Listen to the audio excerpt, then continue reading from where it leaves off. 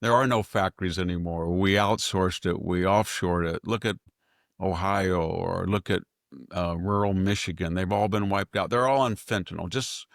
We'll just have a new name for them: deplorables, irredeemables, clingers, dregs, chumps, garbage. That's who they are.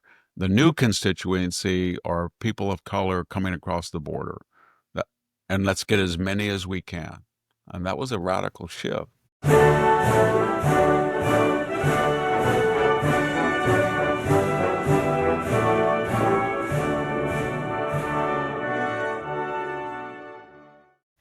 Hello and welcome to the Victor Davis Hanson Show. This is our Saturday edition, and we do something a little bit different in the middle segment. And Victor talks about history or a historical topic, and we're looking at 20th century great moments in history. And today it will be the French colonial era when they lose Algeria and Vietnam. So stay with us for that. But first, we'll start with some stories, news stories, and the most recent ones. Victor wanted to talk a little bit more about the 50 days given to Putin by President Trump, and then also a little bit about Jeffrey Epstein. So stay with us, and we'll be back with those stories. Welcome back to the Victor Davis Hanson Show. Victor is the Martin and Neely Anderson Senior Fellow in Military History and Classics at the Hoover Institution and the Wayne and Marcia Buskey Distinguished Fellow in History at Hillsdale College. Please come join him at his website. The URL is victorhanson.com, and it is called The Blade of Perseus, and it has just about everything Victor does, from his articles to his podcasts to interviews that he does out there broadly. And you can join the Blade of Perseus for $6 a month or $65 a year and get 2 articles a week and a video on Fridays for ultra material. So, Victor, I know that you wanted to talk a little bit more about President Putin and his 50 days, so I'll just go ahead and let you take it from here. Well, Donald Trump issued a warning to Putin that if he did not cease and desist and enter serious negotiations aimed at a ceasefire and a settlement, he was going to up the sanctions to a secondary boycott, which is illegal in the United States. If I grew up in the age of Cesar Chavez and the United Farm Workers, I lived on a small farm. We didn't grow table grapes, but he issued a secondary boycott against anybody who bought grapes. Now, what does that mean? It wasn't that you were supposed to boycott grapes in Safeway, to take an example. You were supposed to boycott Safeway for everything. It was a violation of antitrust or labor relations board. Anyway, that's what we're doing internationally in the next 50 days, that anybody who buys Russian oil, and by the way, that's European states too. I don't know if he has a plan to supply Europe with sufficient natural gas and there's going to be enough petroleum in the Middle East, or we're going to do it, but they have been stealthily buying Russian oil and natural gas. The same people who are supposedly berating us for not doing enough for Ukraine. When he announced that, the Russian foreign minister and Putin just shrugged and said, it's Trump. Basically, they said it's Trump again, meaning Donald says this, Donald says that, Donald doesn't care. But in the last 24 or 48 hours, there have been rumors emanating from Moscow that the oligarchic elite and top members of the Russian military are very disturbed because this economy is about 60 to 65% munitions related. It's a wartime economy. Inflation is about 15 to 20% in Russia, and there are shortages of key drugs, pharmaceuticals, essentials, staples. And the economy, according to these reports coming out in the news wires, cannot sustain this. So there will be increased pressure. So the question is, well, why didn't Putin make a deal when he had somebody who was willing to negotiate? Trump didn't say, I'm going to give Ukraine as long as whatever it takes to get back the Donbass or Crimea. And we all know now that the Europeans, the American Democratic Party, the Republican Party, everybody has the formula for a ceasefire to stop this slaughter, 1.5 million casualties.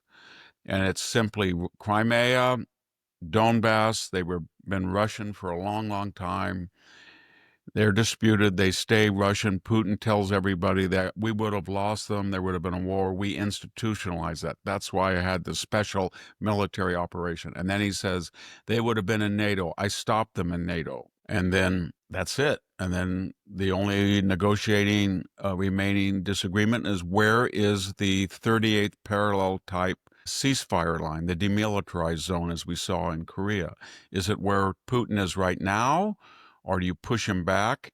And the sticking point is that Putin, in reference to what I just said about dissension among the high ranks, is afraid that if he cuts a deal with Trump, he did not get enough from this special military operation. Because after all, when he invaded Ukraine, Ukraine was not in NATO, and there were people in NATO themselves saying they didn't want Ukraine, most prominently the United States, to be in NATO. When he started this, they had occupied Crimea and Donbass, and there was no way militarily that the U.S. backed forces, NATO forces, the Ukrainian would ever get it back. So basically, he's saying to the Russian oligarchic cadre, I'm 30, 60 here, 90 miles in. That was worth it. And I don't think they're going to buy that. But they want it ended. And so Putin thinks he's on the back of a tiger, like all dictators. And the tiger is starting to scratch him and turn his head and bite him, and yet he can't get off, because if he gets off, he's dead. Anybody who rides a tiger knows if you jump off, you're dead. You stay on, you're going to be maimed, and that's his dilemma. And we'll see what happens as the pressure mounts. But I have a feeling that before the 50 days are up, he'll cut a deal. So you think these secondary sanctions are going to be very effective then, which is I'm happy They're very about. dangerous because the people who are selling Putin things and buying things are not all enemies, at least de jure enemies. For example, India is buying oil. If we cut off all trade with India, that's going to be serious. Turkey is selling them military parts. If we cut off all trade with the NATO, it's going to be serious. So it's a very dangerous thing to do, a secondary boycott. But then on the other hand, it's very dangerous for two nuclear powers to be in a proxy war, and that's what's happening. And we should say that we're in a proxy war against Russia, and Russia's in a direct war, to be more specific. And we've never seen anything like this since 1962 with the Cuban Missile Crisis, when Nikita Khrushchev broke the rules of the Cold War and directly aided and armed a proxy to attack the United States. That is, Castro was going to have nuclear-tipped missiles pointed at us, and we had nuclear-tipped Atlas missiles from Turkey pointed at Russia. And so we all said, we don't do this anymore. You do not use a proxy to existentially threaten your superpower nuclear rival. So we've got to be very careful about this. Yeah, it seems like you've got a pit bull in a corner with Putin as well. But the other good news this week, just to both together, secondary sanctions and the fact that NATO is starting to be drawn in and the Europeans are committing more to That's another this problem NATO project. Putin has, because when he asked for a ceasefire and he says, I've got additional territory in the special military operations, people are going to say to them, it's not enough additional territory to justify. And remember, these casualties are 65 to 70% Russian. So when you say 1.5 million casualties, you're talking about 1 million dead, maimed Russians. And they're going to tell him, it would have been worth it had you taken Kiev, and we had all of eastern Ukraine from Kiev eastward, but you didn't do that. You humiliated us, number one. Number two, this additional territory is not enough. And Vladimir, we had NATO in disarray. We had them mad at the United States. We had the United States mad at them. They were all in dissension. Now, 23 nations already have met the 2%. That's a $400 billion increase in munitions. And it looks like at the end of 2024, 25, all but Canada and Spain will probably meet the 2%. Now they promised within 5 years to get to or 5 to 10 years to get to 5%. And worst of all, we're on the front lines looking at Finland, which we attacked in 1939 with 1 million soldiers and could not defeat for 6 months, 4 months. It's got the best artillery, the best army per person in all of NATO. We've got Poland in extremis mobilizing for war at 3% GDP, and they've got a huge army. Germany has promised to have a 500,000 man army. That'll be interesting, won't it, to see. Remember, the NATO keep America in, Russia out, Germany down. Well, Germany's going to be really up. And then, of course, we have Sweden. I'm kind of prejudiced as a Swedish American, but they have a very sophisticated arms industry. They make wonderful armored vehicles, and they make the Gripen Eurofighter. It's pretty good. It's not as good as the F-35, but it's getting close. So the other topic that you were looking to talk about was that currently or recently in the Wall Street Journal, Alan Dershowitz wrote an article on Jeffrey Epstein and basically said there's nothing here to see. And I was wondering your take on that. Well, Alan Dershowitz, for a little background, was on the jet with Jeffrey Epstein. One of the underage girls a couple of years ago came forward and made allegations against him that he had been involved with her. He denied that and then sued her for defamation.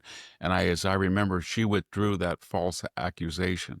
So he is writing as somebody who was Jeffrey Epstein's lawyer and had a perfect legal right to be on that airplane.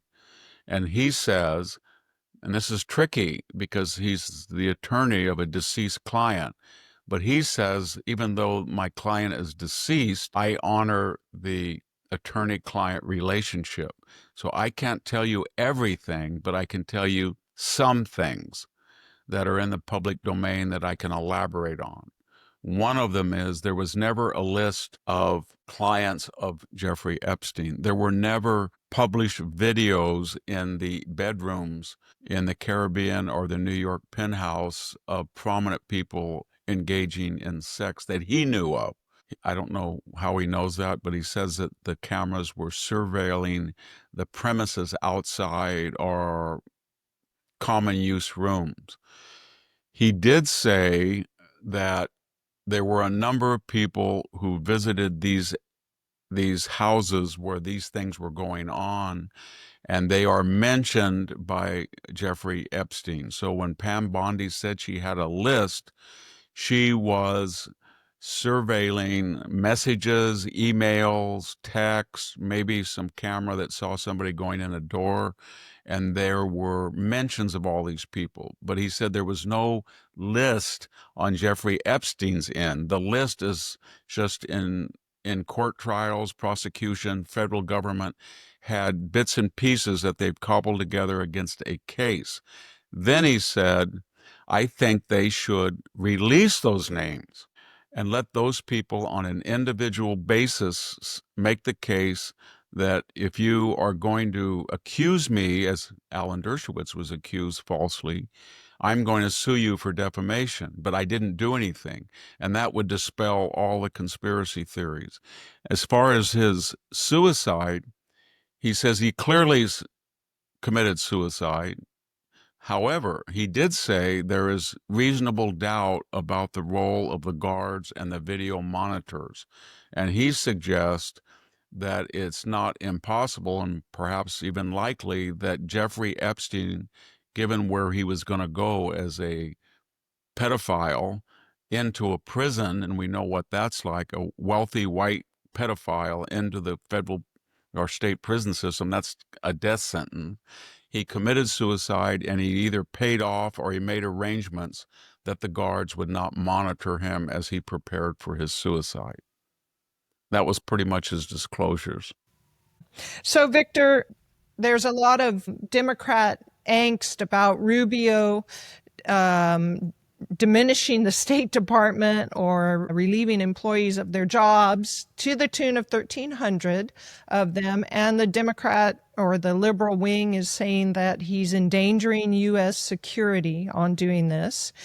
And I saw a really interesting article by Byron York where he made the point that in the last 14 years or so, 16 years, the State Department has added 23,000 jobs, and all that Marco Rubio is trying to reduce it by is 1,300. So I think his point was, I don't think the U.S. security is being threatened.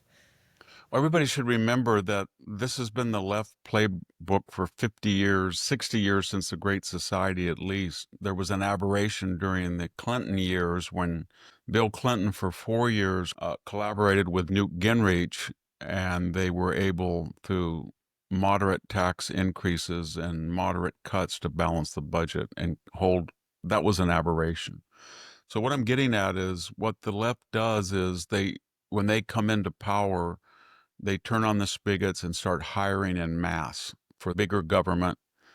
And then when they go out of power, these additions in the Pentagon, in the bureaucracy in the Pentagon, in DOJ, in the IRS, and all of these are, especially though in HHS, are so large and they're so accustomed, and you have so many people in Washington working, many of them poorer people of color, for example, in Washington, D.C. So then the Republicans come in and say, we've got to cut, but they're afraid to undo the entire cuts. So they start making 10 or 15 or 20% cuts, not in the actual agency as it was before the Democrats started adding, but they're starting to cut the level or rate of additional hiring.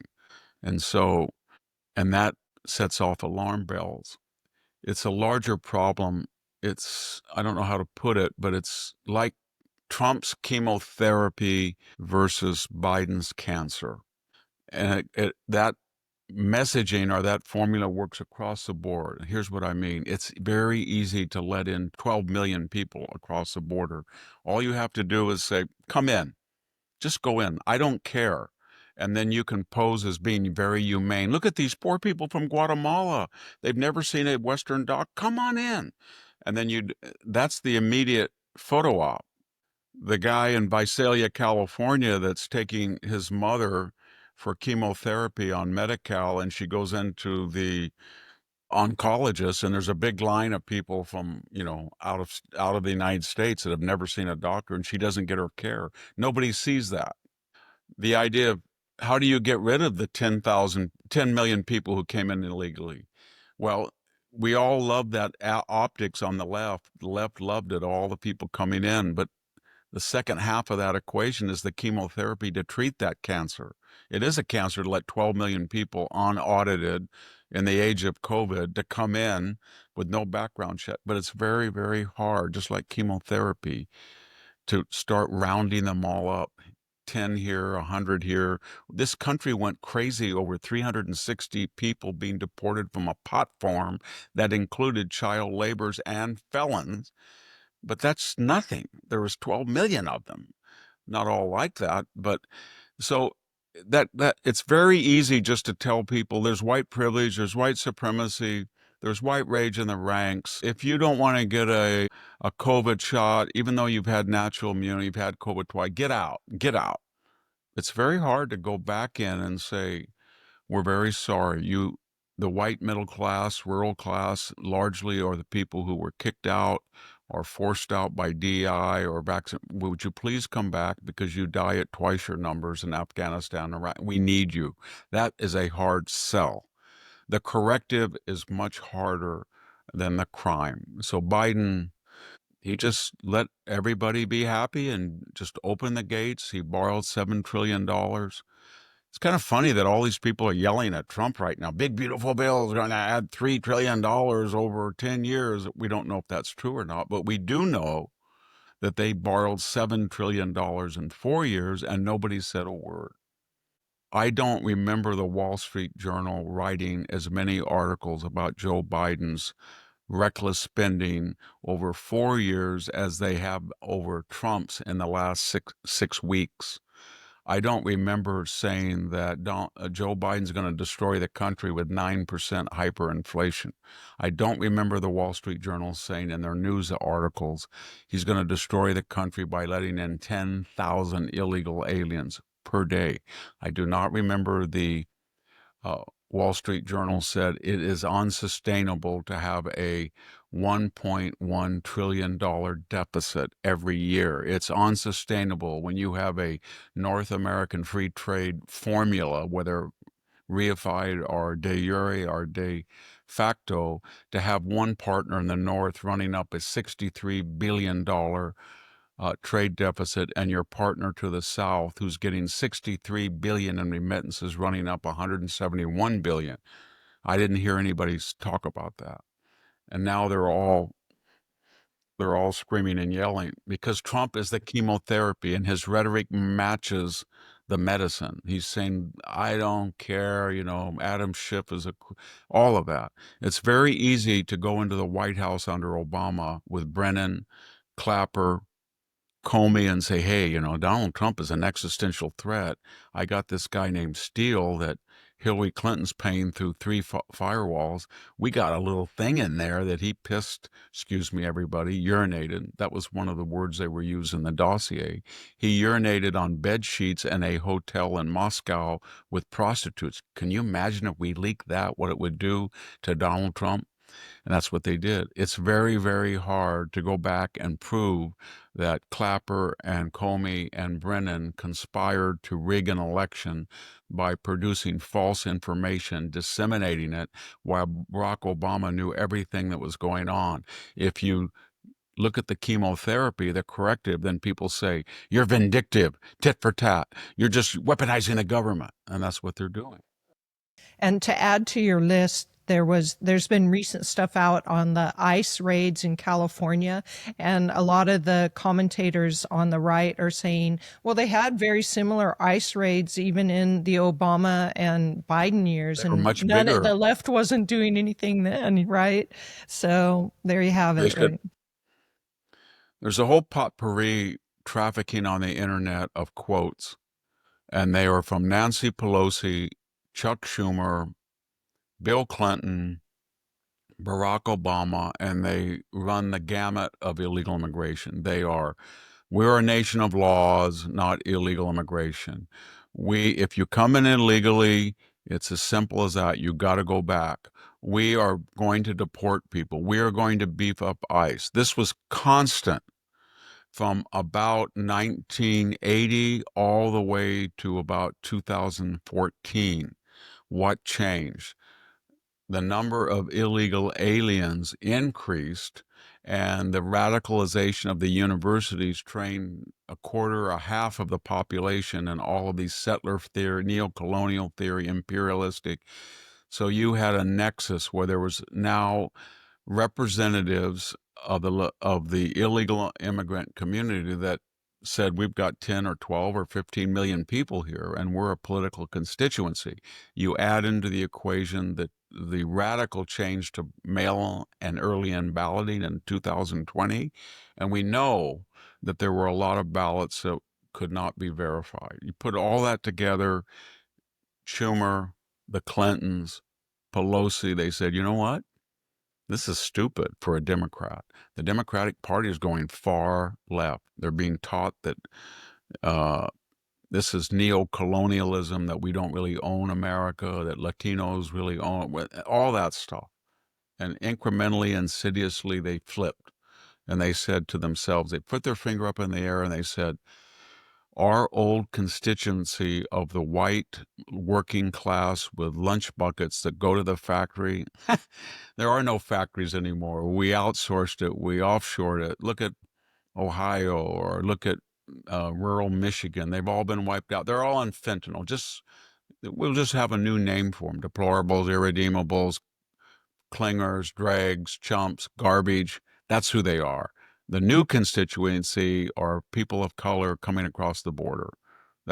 And let's get as many as we can. And that was a radical shift. And the irony of it, because I believe there is something called divine providence. The more they brought in, the more short-term was their solution. So when these people brought in, they were coming from socialist failed states.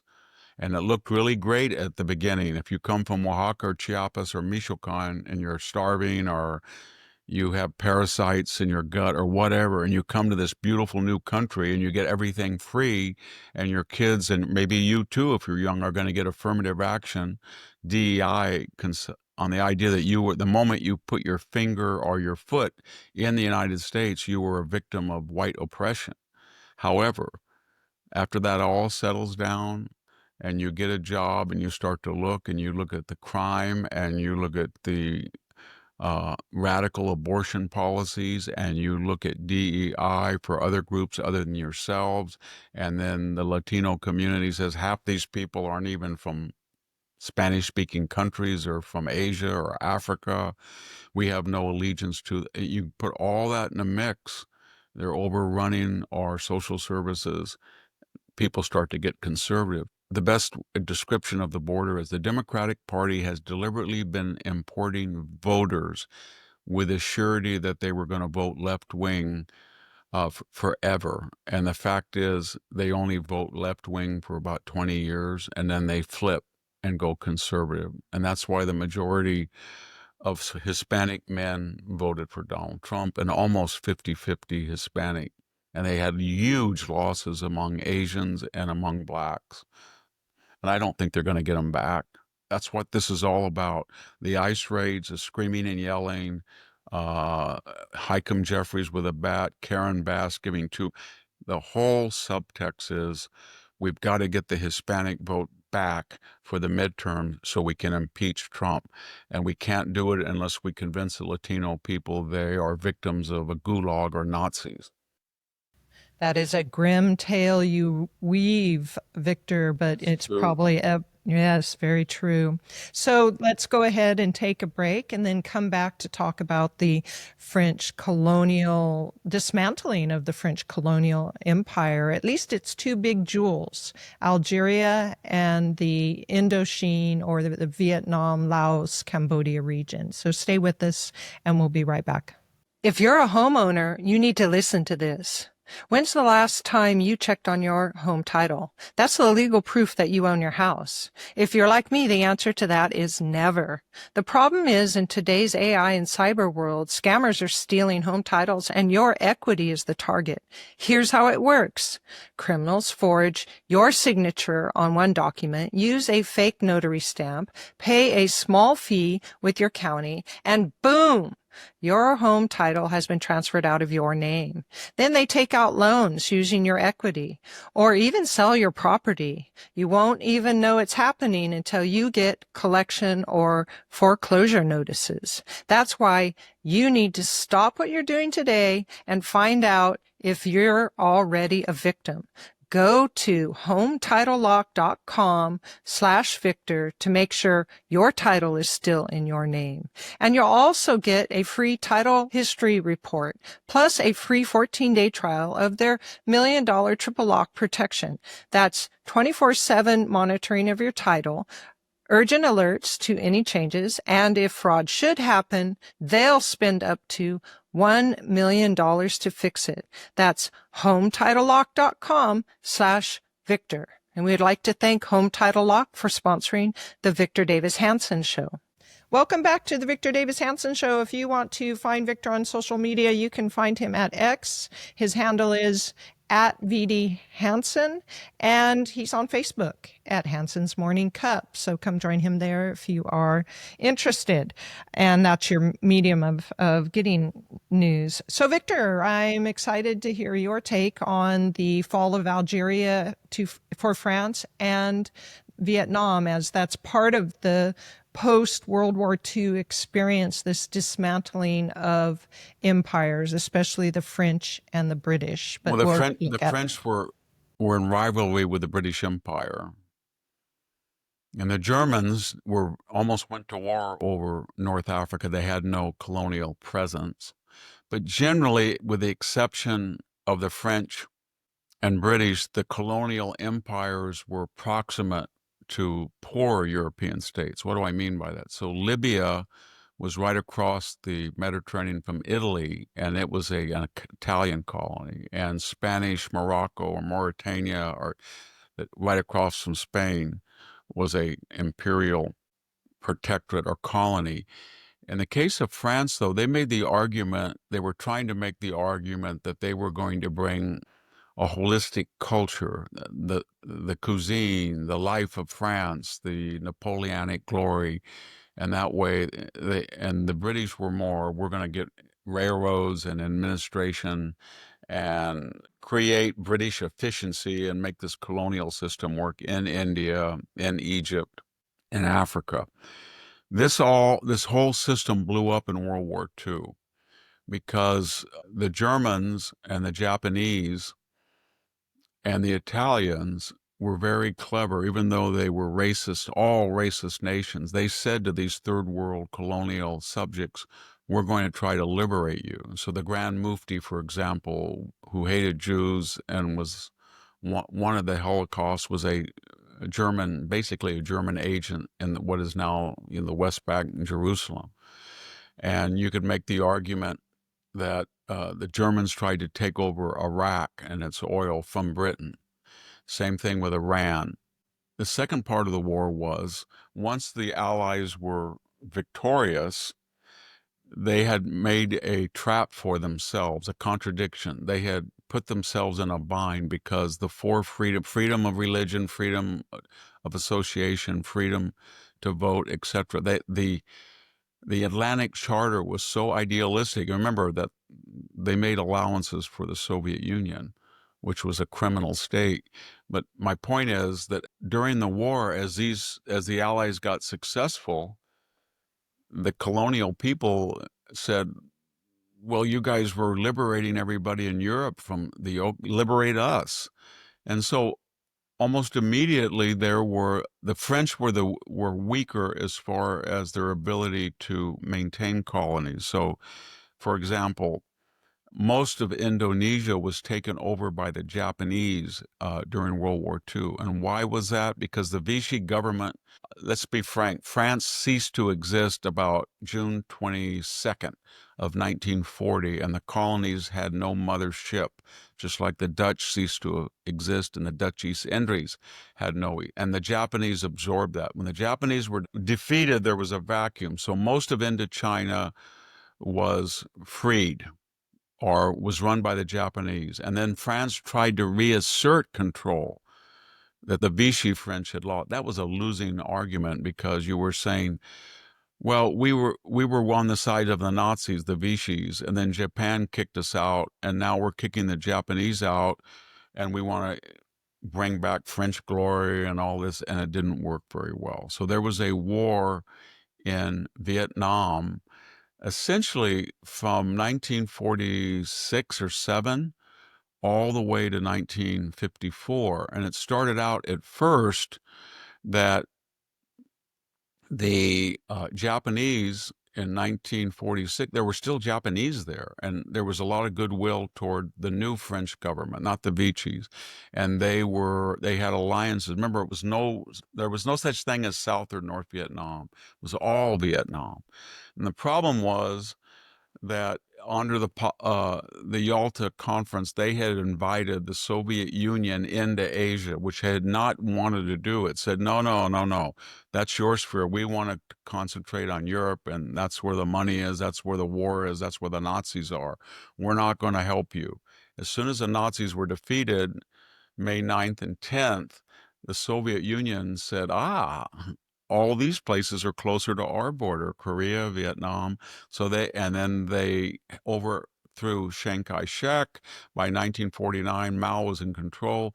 So you started to get Chinese advisors, Russian arms pouring into Vietnam, pouring into Korea to try to create a Soviet puppet state or a Chinese puppet state.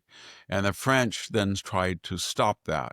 So from 46 to 54, they thought they could do it. And they did it pretty well from 46 to about 50. And then certain things started to happen. One is that generation that Patton and the Third Army had armed Tassigny and Leclerc, all of those great generals, some of them were aging, some got killed, but the World War II veterans were spread pretty thin. all over Vietnam. It wasn't us fighting to save Vietnam, a huge juggernaut. It was a thinly deployed French force trying to cover all of Vietnam, north and south. And a couple of things happened at the same time. In 1950, the Korean War broke out, and France gave troops as part of the UN mission. And so the world's attention turned to Korea, not to the French effort.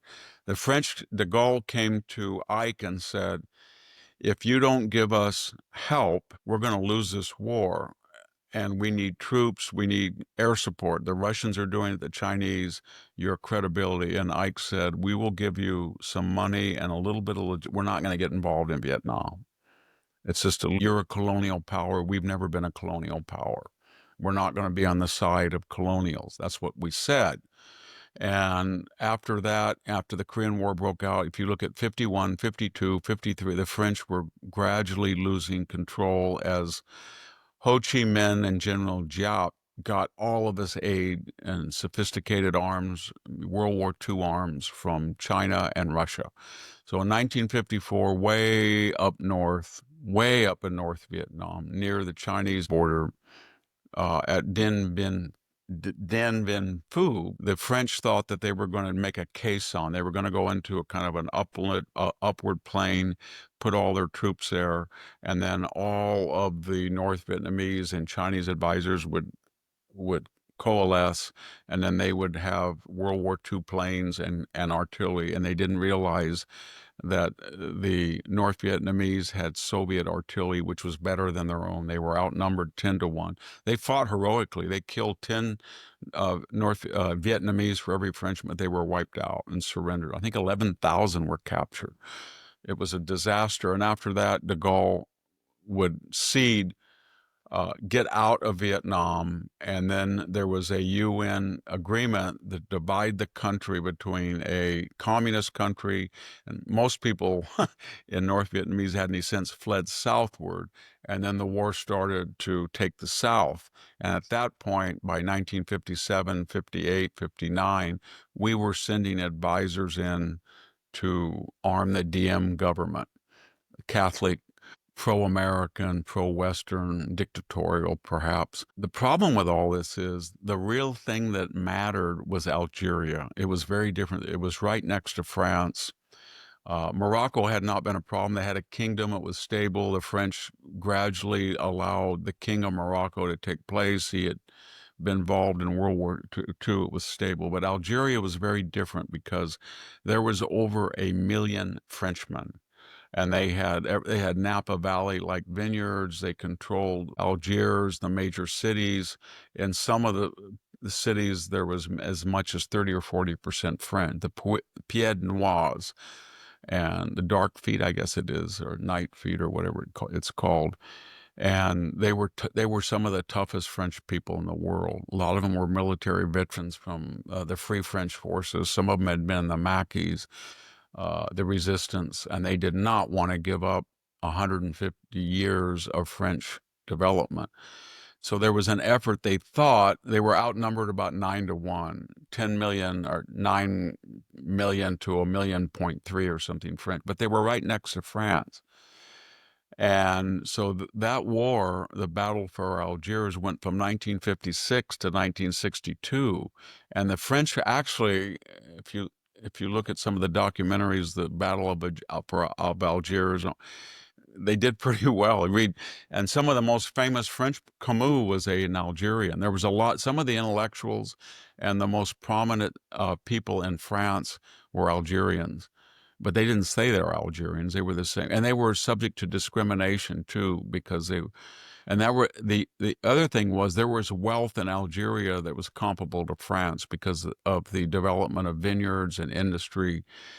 And so there was a big discussion whether they should carve out a Mediterranean state. That is, take the 1.5 million people, combine them maybe 50 to 80 miles, and then make a purely French state. But at this time, the Fourth and what would be the Fifth Republics were pretty much socialist. And there was so much opposition of being a colonial power after World War II. They'd seen what was going on in Vietnam. They saw that they had colonial wars in some places in Africa. and the British were giving up India, so there was an idea to get out. And then they made a fatal mistake, and they said, when we get out, people who have been Algerian can apply for French citizenship, loyal Algerians, etc. So basically, a lot of French thought they could stay under this revolutionary, and it became almost an outright Stalinist state. So they fled. All of that wealth was confiscated. It was destroyed under socialism. They went into France. They were very embittered. They formed a lot of the right-wing parties. There were attempts to kill de Gaulle for that. They hated de Gaulle for selling them out. Camus was very sophisticated. I mean, you have people like Sartre, who was pro-revolution and all that stuff, but Camus tried to point out, he was trying to find a midway position. He was actually advising the de Gaulle government. Is there a way that we could allow them to be a semi-protectorate? Could it be something like Greenland versus Denmark? Something like that. And there was no solution. And what we see today in France, with a large number, 16% of the population are North African Muslims, and increasingly from the Middle East, but mostly from the Maghreb, comes from that colonial legacy. It's sort of like the British legacy in the Caribbean with Jamaicans coming.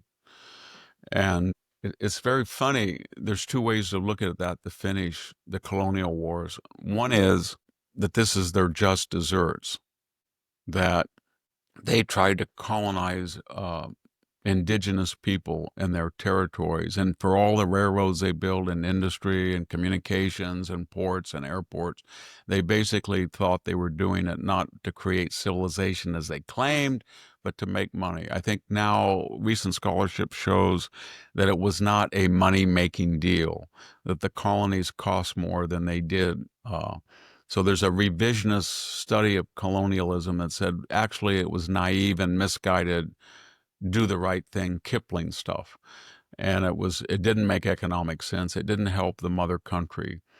And that's one thing, that the people from these colonies who migrated back to Europe, into the Netherlands, into France, into Italy, but especially into England and France, they got what they deserved, kind of schadenfreude.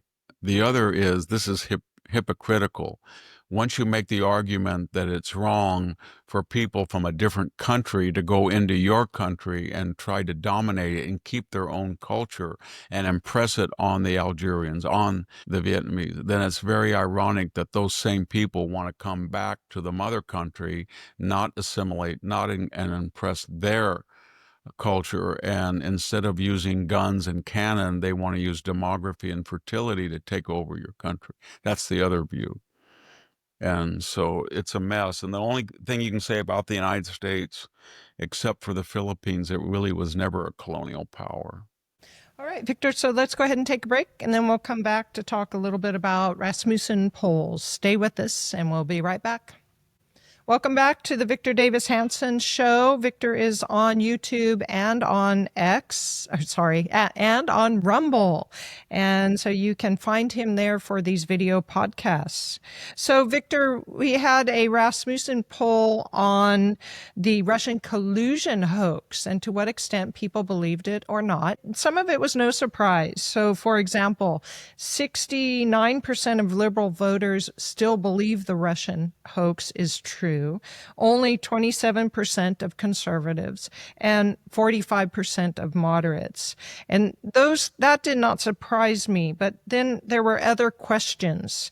53% of voters broadly said the hoax was greater than Watergate. 53%. And then 57% of voters said the Russian hoax instigators should be prosecuted. And my thought was this: that seems very low. It's only 53 and 57%.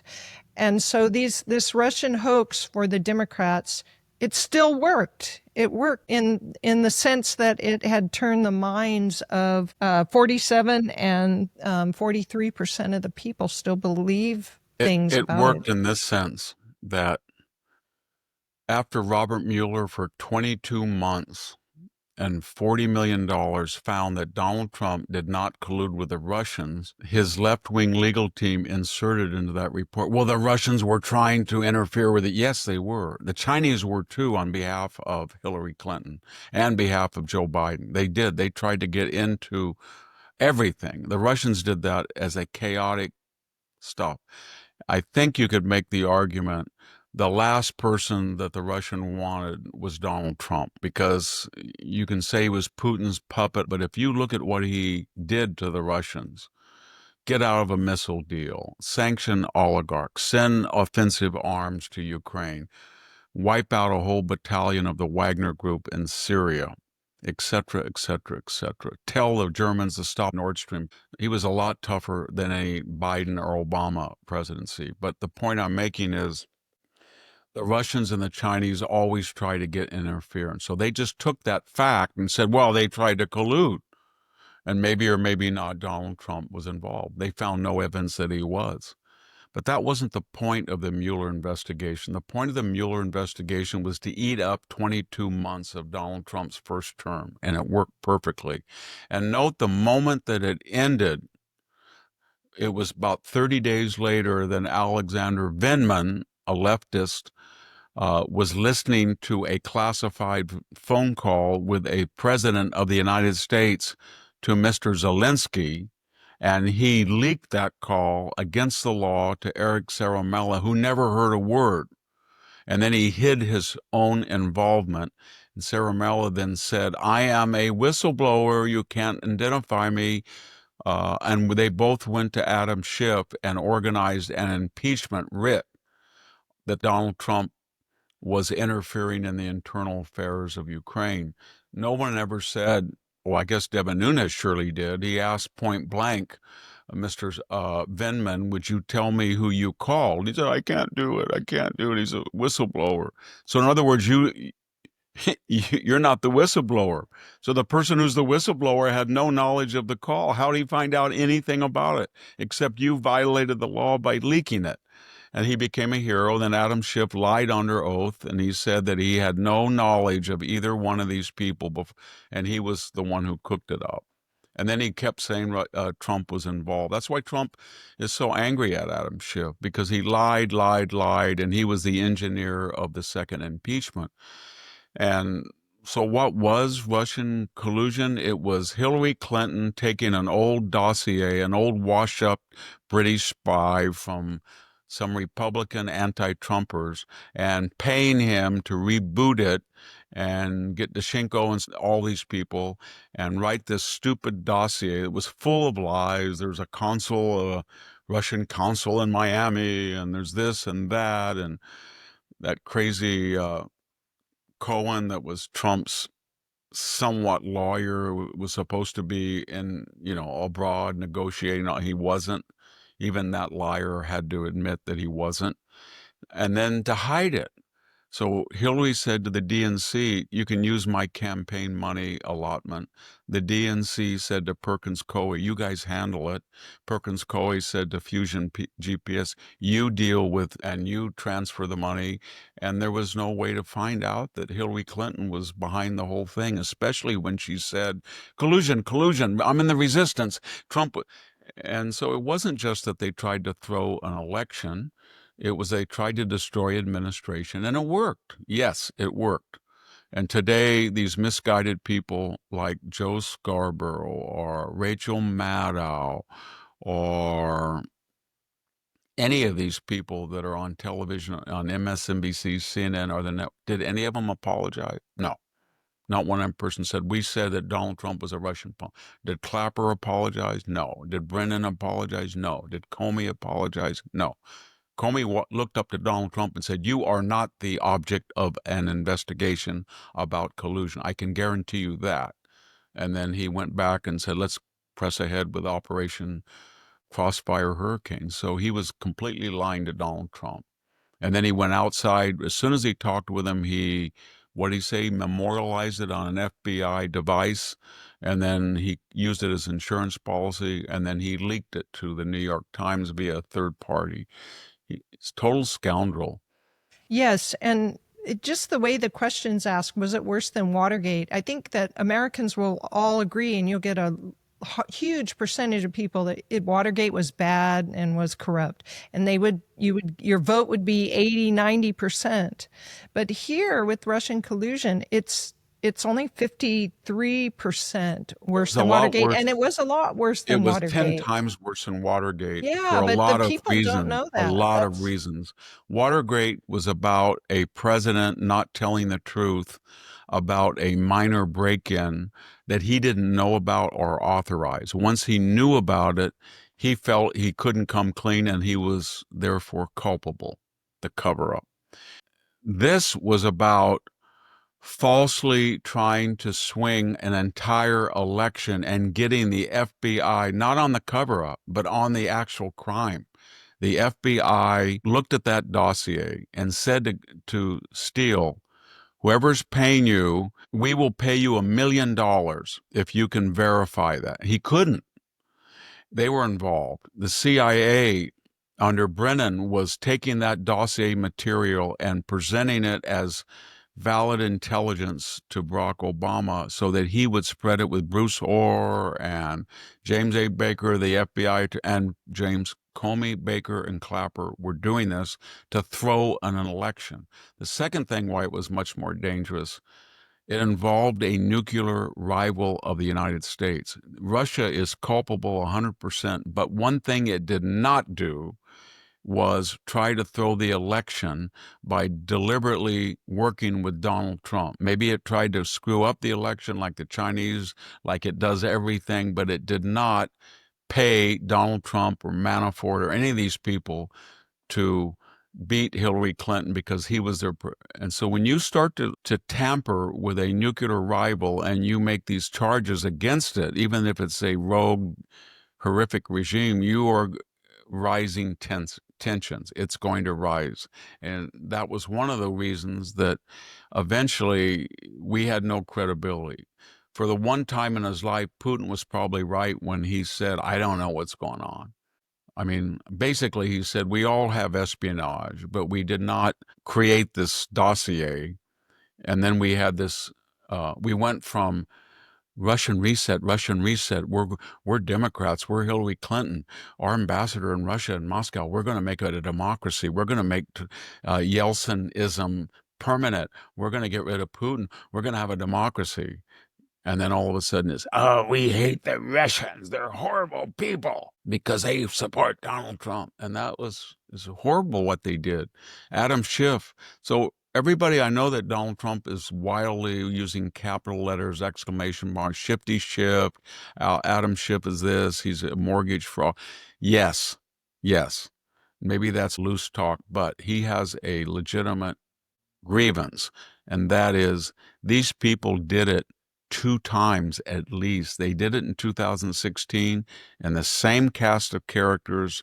Most of them came back in 2020, and this time it was Russia, Russia, Russia, laptop disinformation. They said to themselves, we ate up 22 months of his first term. It worked. So you know what? He's got this laptop with all this pornography on it, all these admissions of Mr. Big Guy, Mr. 10%, that Joe Biden and the whole family's a crook. Hunter says, I paid the bills for Joe. He doesn't appreciate me. This family doesn't basically appreciate that I'm shaking down foreign governments and making them rich. And they thought, oh my God, what are we going to do? We have the last debate coming up in a week. I know what we do. Hey, Anthony Blinken. He wasn't Secretary of State then. He was a campaign hack. Could you call up, remember Mike Morrell? He was CIA director for a while. Call him up and say that we need to round up every fraudulent, paid off person we can that's a retired intelligence authority. Half of them probably weren't. They were still secretly contracting with the CIA. But they all signed that letter. Clapper, Brennan, Morrell, Leon Panetta. Ooh, and then what did Biden do in the debate? You're a liar, Donald Trump. 51. He didn't even get the 51. 50 authorities said this, and they said that, and that was the end of it. And then they, a conservative group, just because it's conservative doesn't mean it's inaccurate. I think it was called Technometrica, ran a poll, and 79% said, hey, if we had known that the Biden campaign made up all this and planted all these lies and rounded up these 51 people to lie. And so everybody said, why is Trump taking their security clearances? First of all, they should have never had them. They're really out of government, that many people, but they deserve what they got. I don't know why they're not legitimately investigated for deliberate. I mean, if you can sue the media and they will settle. Why would those 51 people on the eve of debate on an even election promulgate a fake letter that was demonstrably untrue and think they could get away with it by saying has all the earmarks of Russian information? No, they should all go after them.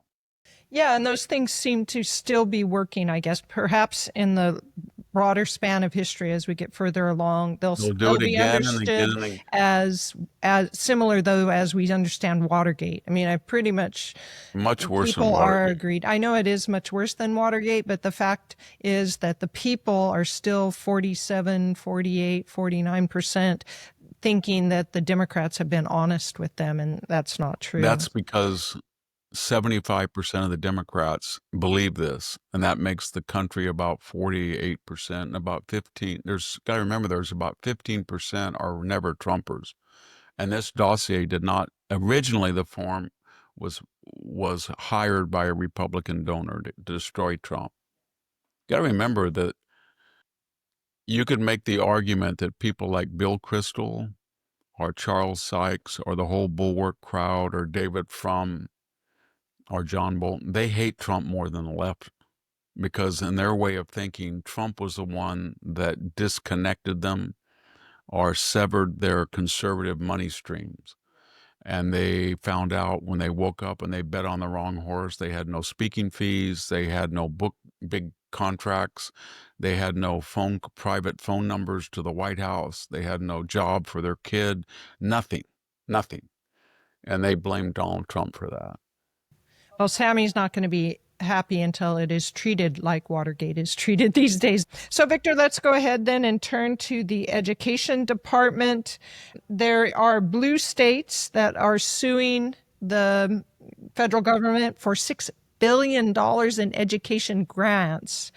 And there's two things about education. And man is doing cuts just like Rubio, only she's cutting half the education department, and the Supreme Court upheld her right to do that. My observation is this, that the left is trying to prevent all of these things, the government from being changed and cut back, as though all of these things are entitlements, even grants. And that's what really is disturbing, I think, for all of us, because how are you going to cut back and reduce the deficit and debt if the left sees everything as an entitlement? Your thoughts? Well, this was, as I remember, Jimmy Carter. Jimmy Carter added the Department of Education and I think the Department of Energy.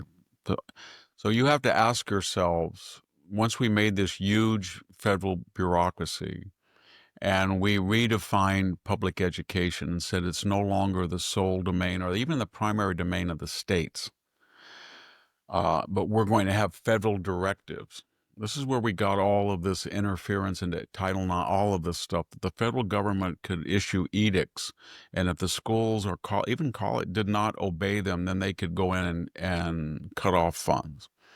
But the real question is, let's say from 1980 when it was created to 2025, we've had 45 years of it. So let's just say this. Oh, we finally went into these backward places like the San Joaquin Valley where Victor went to school at Selma High School. And he didn't have the same opportunities as kids in Carmel or La Jolla. So we were going to make federal mandates so that all these teachers had to be trained in a certain way and they had to have a certain curriculum and we would oversee it. So guys like Victor at Selma High School would have a competitive advantage.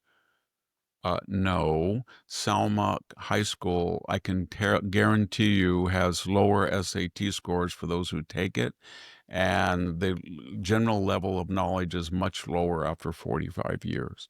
I can tell you that if you look at the rankings of Americans abroad in math, science, analytics, our global ranking has gone down. Now you can say there was all, well, we have 50 million people who came in the United States, 16%, they don't all speak English, 27, okay, but the fact is it didn't remedy it. It made things worse. Now, so the question is why? What was it doing? Was it interested in ensuring that kids in the inner city were going to have a competitive parity with kids in prep? No. It was, let's promote the teachers union. Let's promote affirmative action. Let's promote a a cultural Marxism, socialism. Let's get therapeutic things. Let's get gay stuff. Let's get all of these mandates. And we're going to determine what textbooks are going to be. It was an intrusion to local education. Do you really think some person with an EDD in Washington knows better what's going in Southwest Fresno County than a principal at a school? He knows what's wrong. She knows what's wrong. So it has a record of failure.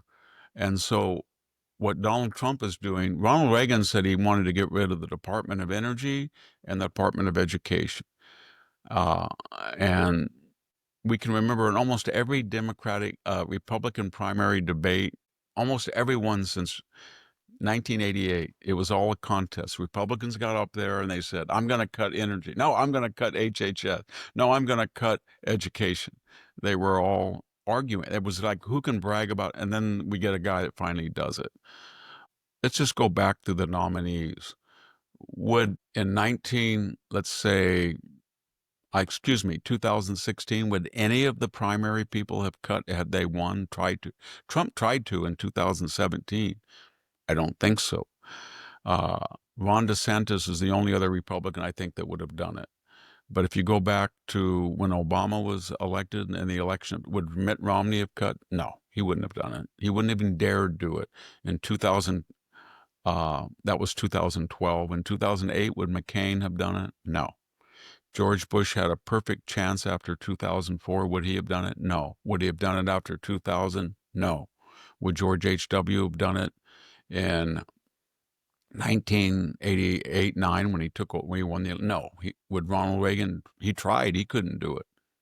So my point is, no Republican would ever do it, and they all said they would, or that it would be a good thing. Now he's actually doing it, and everybody's going hysterical. But it has no record of success. It has a lot of damage. Most of the stuff that the federal government does from the Department of Education is simply, we can't address the fundamental problem of inequality in education because it depends on not racism, but culture and single parent families and illegitimacy. And if we were to address that, we would be considered racist or intrusive, and we don't want to suggest your culture needs to do this or that culture needs to do this or everybody should have English only. And that was therapeutic, and it didn't help the people at all. It made it worse. And then this is just the K through 12. You're talking about higher education. Does anybody believe right now that if I took a Stanford graduate and I graduated with a PhD from Stanford in 1980, and I took a classics major, to take one example, because I taught classics as a graduate student, I can guarantee you that the students that I had at Stanford at 1980 in my class in Greek, I taught intensive Greek, they were 10 times better than the students right now that are graduating from Stanford in classics, which many of whom don't know a word of Greek. And that was true across the curriculum. And so did the Department of Education have anything? No, they basically green-lighted anything these people wanted to do. Did they stop anti-Semitism? No. Did they ensure that speakers were not harassed and hit and roughed up? No. Did the Department of Education come in and said, why are you charging 60%? You don't need all this equipment, or you don't really have it all. Why not just do 15 like private foundation? No. Did they say, well, wait a minute, we oversee campuses and you say it's a theme house, but 99% of your La Raza theme house is Hispanic. You don't have any so-called other races there. You say that graduations are auxiliary, but I've gone to the Chicano graduation. I didn't see any white faces at the graduation. If I did see white faces, they were basically white people that were with a Hispanic last name from Argentina or somewhere, or people of mixed heritage. But the point was, the whole intention of all this was racist. It was to champion a particular tribe or race. And that was contrary to the Supreme Court and civil rights. Did the Department of Education? No. It has no records of sex anywhere. And so to get rid of it is not just to save multi-billions of dollars, but to free up and liberate these individual states to do things. And does anybody think that the backward South and its racist heritage will be injurious to people in Florida, in Texas, versus Minneapolis? You really think that kids are going to get a worse education in Orlando than they are in Minneapolis? I don't think so. It's going to be a lot more racist in Minneapolis. Well, Victor, I know that you're up against a hard stop here, so this will be the end of our show. And we'd like to thank everybody for joining us on this Saturday edition, and we hope you enjoyed it. And we're glad to have the entire audience. And thank you, Victor, for all your wisdom. And thank you. I'll be out of the hotel and back home next time I see you all. Thank you for listening and watching. Yeah, this is Sami Winc and Victor Davis Hanson, and we're signing off. Thank you.